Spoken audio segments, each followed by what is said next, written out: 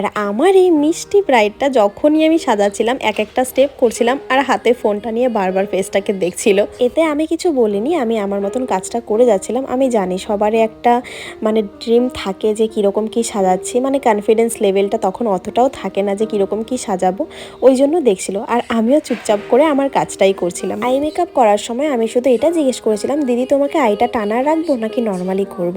পরে বললো যে না তুমি টানা দিও না, তুমি নর্মালি করে দাও। আর দেখো কিরকম একটু পরপর নিজের ফেসটাকে দেখছে, আমি তখন অতটাও লক্ষ্য করিনি। এখন এডিট করার সময় দেখছি আর মনে মনে হাসি পাচ্ছে। আমাদের প্রায় মেকআপটা ডান হয়ে গেছে, এখন মাস্কারা লাগিয়ে এবার আমি লিপস্টিকটা পরিয়ে নিচ্ছি। বেস মেকআপ হয়ে যাওয়ার পর দিদির এক্সপ্রেশন দেখে বুঝতেই পারছো যে মেকআপটা দিদির খুব পছন্দ হয়েছে। বেচারি অনেকক্ষণ থেকে মোবাইলে নিজের ফেসটা দেখতে চাচ্ছে, তাই আমি এখন বললাম যাও তুমি নিজে শান্তির মতো তুমি আয়নায় নিজের ফেসটা দেখো।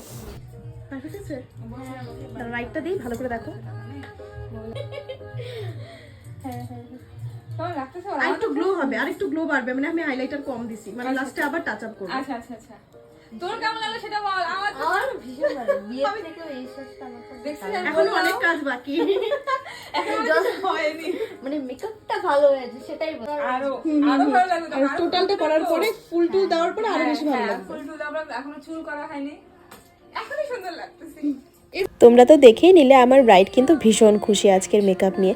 এরপর নীলাঞ্জনা দিয়ে আমার জন্য মিষ্টি নিয়ে আসে, বললো যে তুই অনেকক্ষণ থেকে অনেক খাটাখাটনি করছিস, তুই একটু কিছু খেয়ে নে।